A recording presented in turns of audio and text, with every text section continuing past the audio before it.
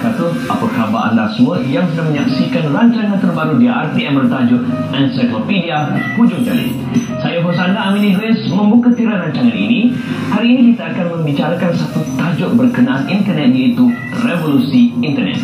Bercakap soal internet, jika dahulu ia merupakan sesuatu yang bukan keperluan seharian kita, namun pada hari ini bermula dari kita bangun tidur hinggalah nak masuk tidur, pasti jari-jari kita mencari apa yang menarik dan terbaru di internet. Tidak kiralah sama ada ilmu, berita dalam atau luar negara, kajian, penyelesaian masalah, gosip dan lain-lain. Semuanya memerlukan internet. Secara amnya, internet ialah satu rangkaian komputer yang berhubung menerusi beberapa rangkaian. Manakala internet ialah sistem komputer umum yang berhubung menggunakan TCP atau IP sebagai protokol pertukaran paket ataupun Packet Switching Communication Protocol. Rangkaian internet yang terbesar dinamakan internet, dan cara menghubungkan rangkaian dengan kaedah ini dinamakan internet working. Jadi, sebelum kita bersembang dengan lebih lanjut dan mendalam, apa kata kita imbas mula bagaimana internet ini bermula.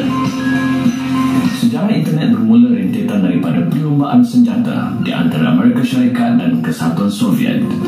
Pada tahun 1957, Kesatuan Soviet melancarkan satelit pertama mereka, iaitu Sputnik, yang mencetuskan perlumbaan senjata di antara Kesatuan Soviet dan Amerika Syarikat apabila Dwight Eisenhower mewujudkan agensi ARPA, kemudian dinamakan sebagai DARPA, untuk mendahului dalam teknologi.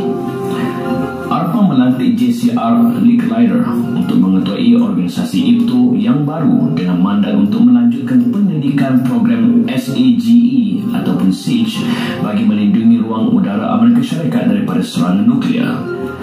Satu komputer khas yang dipanggil Interface Message Processor ataupun pemproses message antarmuka dibangunkan untuk merealisasikan reka bentuk tersebut, dan ARPANET mula beroperasi pada awal Oktober 1969. Komunikasi pertama dilakukan di antara pusat penyelidikan di Universiti California di Los Angeles dan Institut Penyelidikan Stanford. Protokol jaringan pertama yang digunakan ARPANET adalah program kawalan jaringan ataupun Network Control Program. Pada tahun 1983, protokol ini digantikan oleh TCP atau IP yang dibangunkan oleh Robert Kahn, Vint Cerf dan mereka yang lain. Penggunaan protokol ini seterusnya meluas di seluruh dunia. Pada tahun 1990, ARPANET dipindahkan ke NSF-NET ataupun NSF-NET.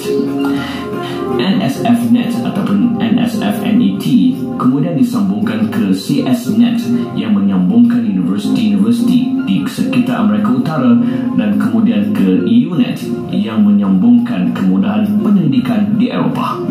Dengan penggunaan bervisi yang dimainkan oleh NSF dan disemarakkan oleh kepopularan web, penggunaan internet meledak selepas tahun 1990. Ini menyebabkan kerajaan Amerika Syarikat memindahkan pengurusannya ke organisasi bebas bermula tahun 1995. Begitulah sedikit kronologi bagaimana internet bermula di dunia hari ini. Dan kita tak dapat menafikan akan kepentingan internet yang telah menguasai ke seluruh dunia. Ensiklopedia Hujung Jari mewawancara seorang tokoh di dalam dunia internet kita. Beliau merupakan bapa internet Malaysia, iaitu Dr. Muhammad Awanglah, yang merupakan orang bertanggungjawab membawa internet masuk ke Malaysia.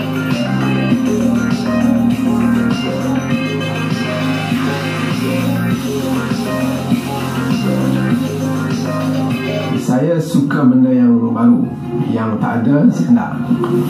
Itu perangai saya lah.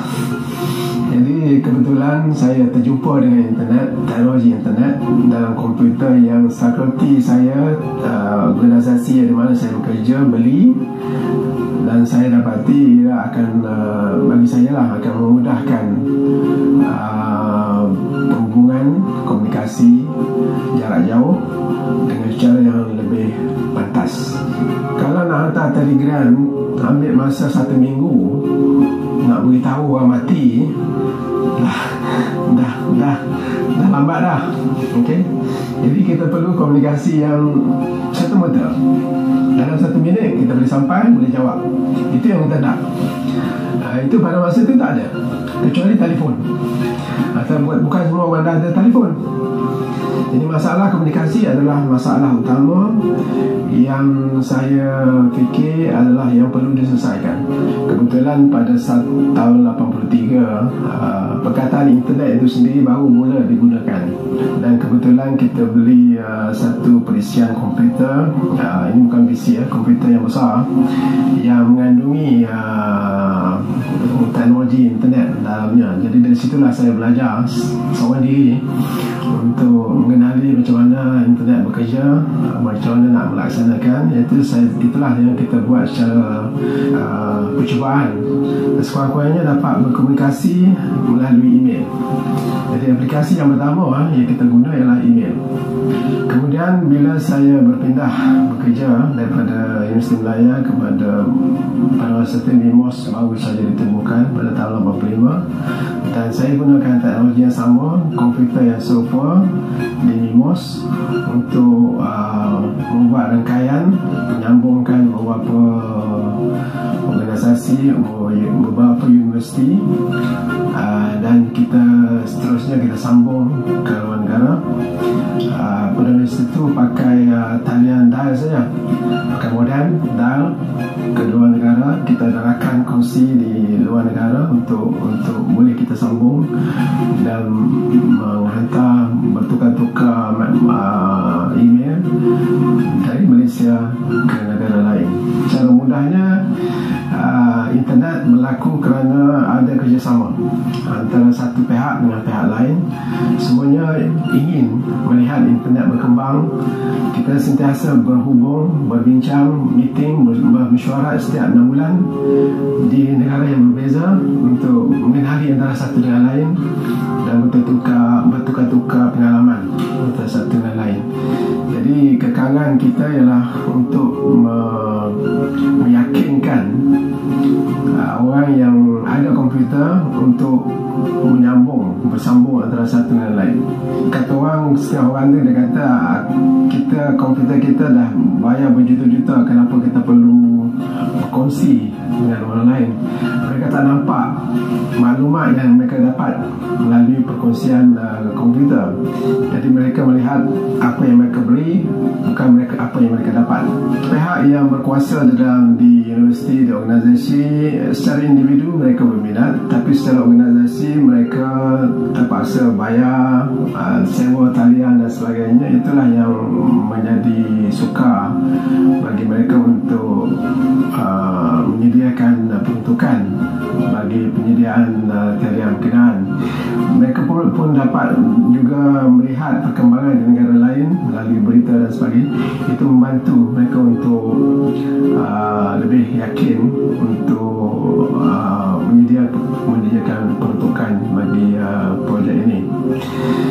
Dan kita ada nama pada masa itu kita panggil rangkum, untuk merangkaikan semua universiti dan institusi R&D, penyelidikan dan pembangunan di Malaysia.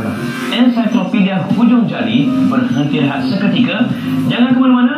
Seketika nanti kita akan bercerita bagaimana Malaysia yang suatu masa dahulu merupakan pemacu dunia internet di Asia Tenggara.